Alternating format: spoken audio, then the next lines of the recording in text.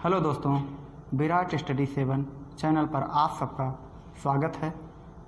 हम वीरेंद्र कुमार आज आप लोगों के लिए लेकर के आए हैं बहुत ही इम्पोर्टेंट टॉपिक रोमन न्यूमेरल्स। ये हमारा हिंदू अरेबिक न्यूमेरल्स है, ये हमारा रोमन न्यूमेरल्स है जिसको हम लोग यूज करते हैं। जैसे वन को किससे डिनोट करते हैं? आई से।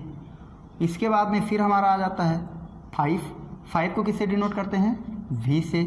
फिर इसके बाद हमारा आ जाता है 10 को किससे डिनोट करते हैं? एक्स से।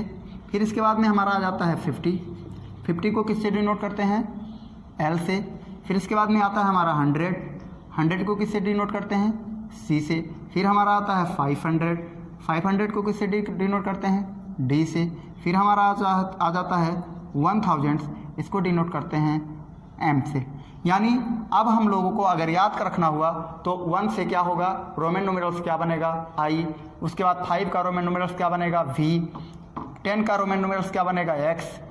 50 का रोमन न्यूमेरल्स क्या बनेगा? एल। 100 का रोमन न्यूमेरल्स क्या बनेगा? सी। 500 का रोमन न्यूमेरल्स क्या बनेगा? डी। और 1000 का रोमन न्यूमेरल्स आपका बनेगा एम। इस तरीके से हम लोग इसको याद कर सकते हैं, यानी बहुत ही साधारण तरीके से। इसी से हम लोग, अगर मान लीजिए इसी से हमको कोई संख्या बनानी हो, जैसे मान लिया गया अगर हमको कोई संख्या मान लीजिए यहाँ पर दिया गया 60, क्या दिया गया? 60 दिया गया। अब 60 को कैसे हम लोग रोमन न्यूमेरल्स में लिखेंगे? तो 60 के आगे पीछे कौन सा अंक आएगा? आपका सी आएगा, यानी सी फॉर 100 हो जाएगा, तो बहुत आगे निकल जाएगा। बट ये आपका 50 इसके मतलब बहुत नज़दीक है, तो 50 आपका क्या हो जाएगा? यानी अब क्या हो जाएगा? एल हो जाएगा। बट यहाँ पर हमको लिखना है 60, तो एल में क्या करेंगे? अगर 10 ऐड कर देंगे तो क्या हो जाएगा हमारा? यानी 60 हो जाएगा।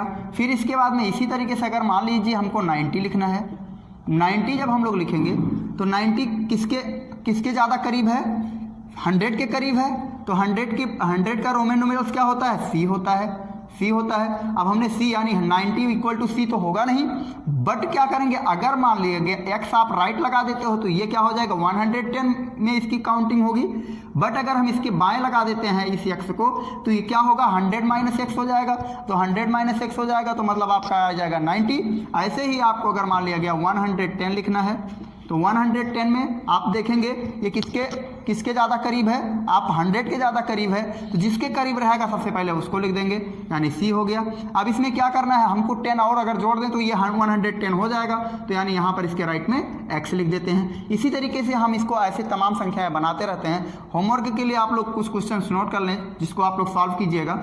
यहाँ से जैसे हमारा मान लीजिए 30 हो गया, 40 हो गया, 90 सॉल्व कर दिया हमने, 95, और फिर इसके बाद में आगे आपका हो जाएगा 100, 101, 105, 110 भी हो गया है तो 111।